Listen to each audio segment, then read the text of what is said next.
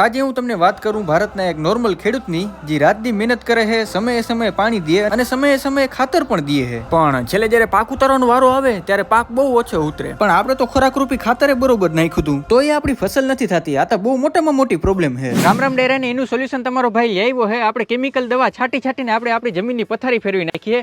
પછી તમે એના ઉપર ખોરાક તરીકેનું ખાતર નાખો ને તો એ ખોરાક આપણો છોડ લેતો નથી. આપણો જે છોડ છે એ ખાતર તરીકે ખોરાક લેવા માટે ઓર્ગેનિક કાર્બનની બહુ એટલે બહુ જાજી જરૂર છે. પણ આ કાર્બન આપણે ક્યાં લેવા જાઉં? તમારે ક્યાંય એટલે ક્યાંય જવાની જરૂર નથી. તમે ઉપયોગ કરી શકો છો કૃષિ ઇન્ડિયાનું બ્લેક કાર્બન. આ એક સરકાર માન્ય ઓર્ગેનિક ખાતર છે અને આ ખાતર પાયાના ખાતર તરીકેનું કામ કરે છે. ઓર્ગેનિક કાર્બન નાખ્યા પછી જો તમારી ફસલ મોહમ કેવી થાય. અને બીજા ખાતરની જેમ રાસાયણિક ખાતર નથી એટલે તમારી જમીનને કોઈ જાતનું નુકસાન નહીં કરીએ. આ બ્લેક કાર્બન ભેગું કૃષિ ઇન્ડિયાનું જ બાયો એનપીકે મિક્સ કરીને નાખ્યો ને તો બાપો જોવું નહીં પડે. માર્કેટમાં ડુપ્લિકેટ ખાતર બહુ આવે છે તો ખાસ જો આ ઠેલી ઉપર બેલની નિશાની જોઈને જ લેજો. કૃષિ ઇન્ડિયાના ખાતર તમને લગભગ બધી જગ્યાએ ડીલરશીપમાં જડી જાય. છતાંય ના જડે તો ડિસ્પ્લે